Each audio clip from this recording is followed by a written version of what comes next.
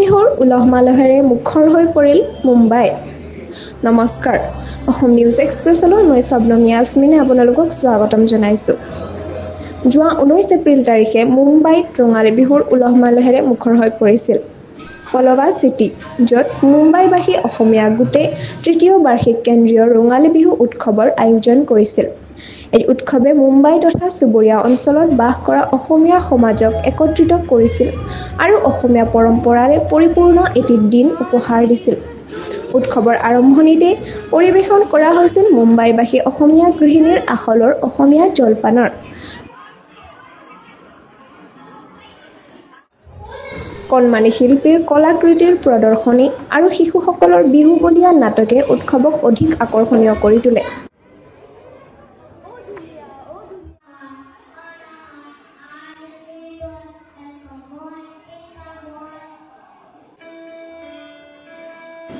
কেইবাগৰাকীও প্ৰৱাসী অসমীয়া শিল্পীৰ সুৰীয়া সংগীতে অনুষ্ঠানটি অধিক মনোগ্ৰাহী কৰি তুলিছিল।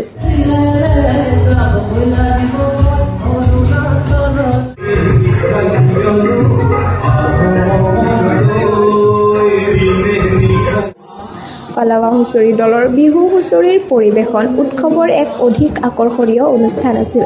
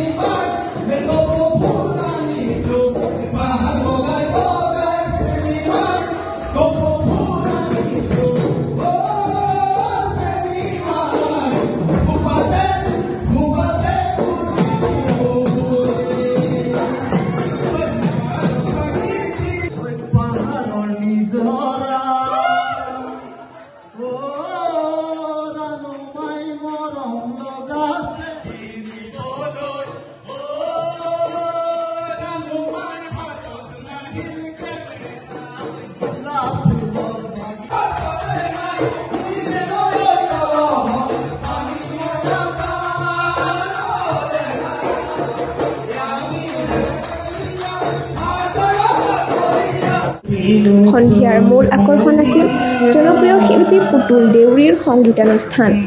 আই বিহু নামেৰে আয়োজিত এই অনুষ্ঠানটো অসমৰ পৰা আঁতৰত থাকিও বিহুৰ ৰস উপভোগ তথা বিহুৰ পৰম্পৰাগত ৰসৰ সৈতে একাত্ম হোৱাৰ লক্ষ্যৰে আয়োজন কৰা হৈছিল, যি সকলো অংশগ্ৰহণকাৰীক ৰঙালীৰ ৰঙেৰে ৰঙিয়াল কৰি তুলিছিল।